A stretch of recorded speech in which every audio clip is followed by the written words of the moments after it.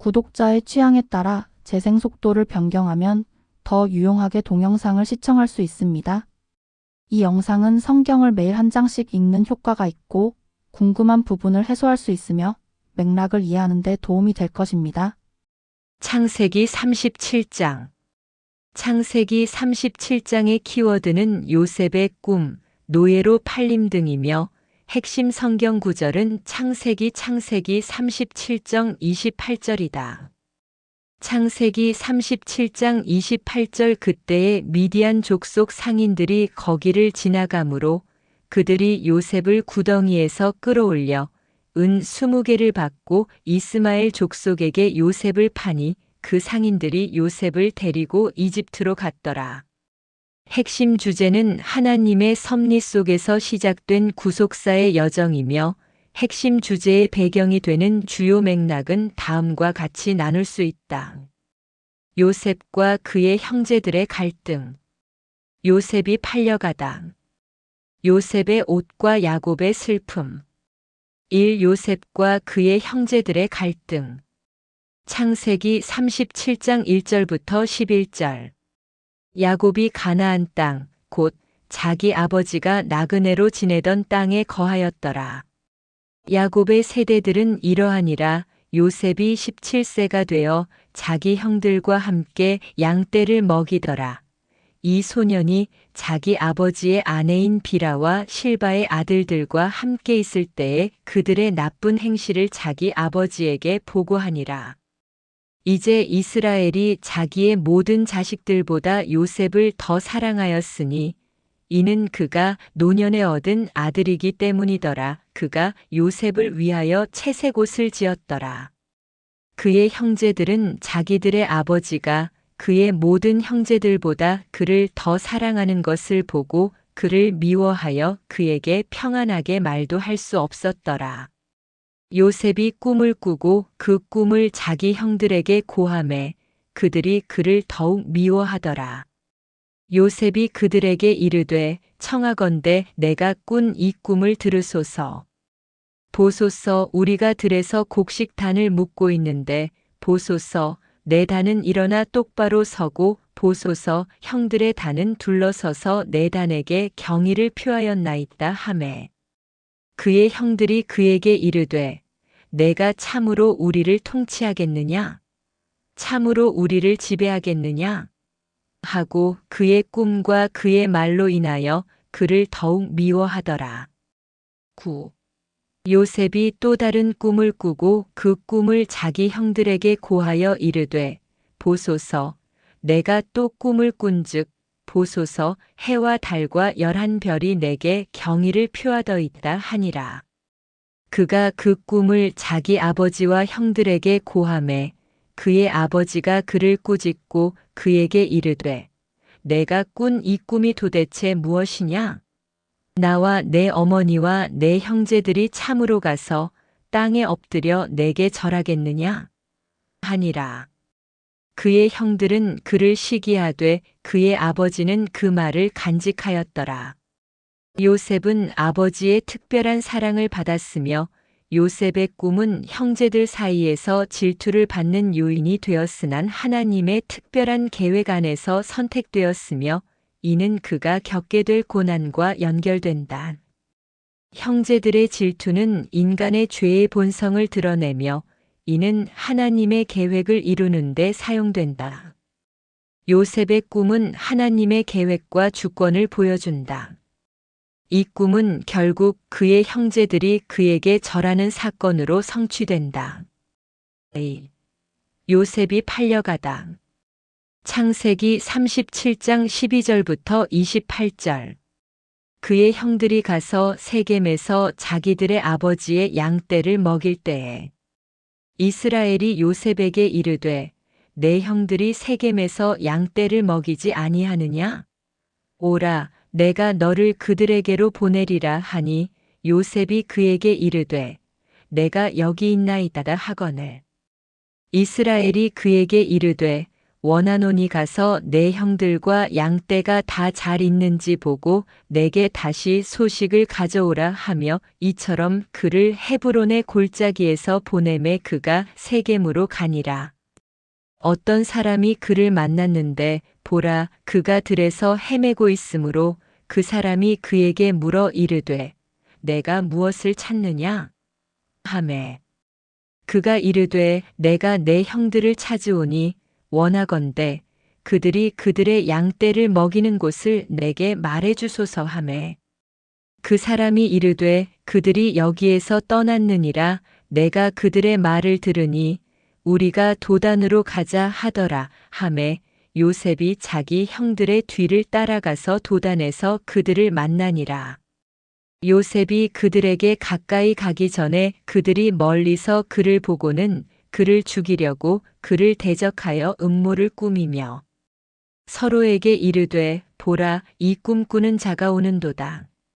그런즉 이제 오라 우리가 그를 죽여 어떤 구덩이에 던지고 말하기를 어떤 악한 짐승이 그를 잡아먹었다 하자. 그의 꿈들이 어떻게 되는지 우리가 보리라 하매 르우벤이 그 말을 듣고 요셉을 그들의 손에서 건져내며 이르되 우리가 그를 죽이지는 말자 하니라. 르우벤이 또 그들에게 이르되 피를 흘리지 말라 그를 광야에 있는 이 구덩이에 던지고 그에게 손을 대지 말라 하니 이것은 그가 요셉을 그들의 손에서 빼내어 다시 자기 아버지에게 건네주려 함이더라. 요셉이 자기 형들에게 이르매 그들이 요셉의 옷곧 그가 입은 채색 옷을 벗기고 그를 붙잡아 구덩이에 던졌는데 이 구덩이는 비어 있고 속에 물이 없더라. 그들이 앉아서 빵을 먹다가 눈을 들어 바라보니 보라 이스마엘 족속 한 무리가 향료와 유향과 몰약을 낙타에 싣고 길르앗에서 오며 이집트로 그것을 가지고 내려가므로 유다가 자기 형제들에게 이르되 우리가 우리 동생을 죽이고 그의 피를 숨긴들 무슨 유익이 있으리요? 오라 우리가 그를 이스마엘 족속에게 팔고 우리 손을 그에게 대지 말자. 그는 우리의 동생이요 우리의 살부친이라 하니 그의 형제들이 만족해하더라. 그때에 미디안 족속 상인들이 거기를 지나가므로 그들이 요셉을 구덩이에서 끌어올려 은 20개를 받고 이스마엘 족속에게 요셉을 파니 그 상인들이 요셉을 데리고 이집트로 갔더라. 요셉은 아버지의 명령으로 형제들을 찾아 나선다.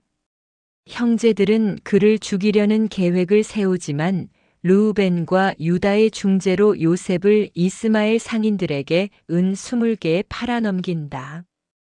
요셉이 은 20개에 팔려가는 것과 예수님이 은 30개에 팔려가는 것이 구속사적인 관점에서 어떤 연관성이 있을까?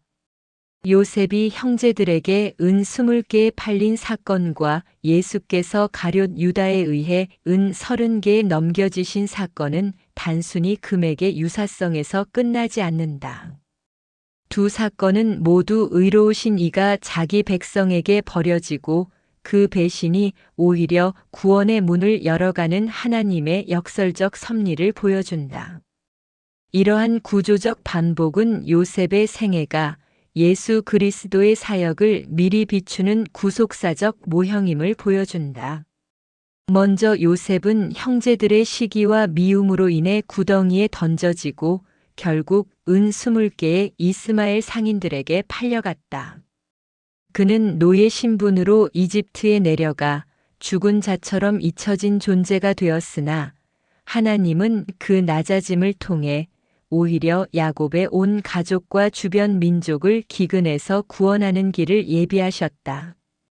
요셉의 배신당함과 매매는 인간의 악한 의도에도 불구하고 하나님이 선한 계획을 이루어 가시는 대표적 사건이다. 이와 평행하게 예수께서는 제자 중 하나였던 가룟 유다에 의해 은 30개에 넘겨지셨다.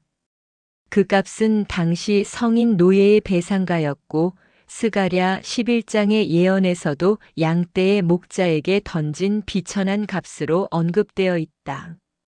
요셉처럼 예수 또한 자기 백성에게 버려지고 값으로 매겨진 존재가 되었지만 그 배신은 십자가 대속으로 이어져 전 인류를 구원하는 결정적 계기가 되었다.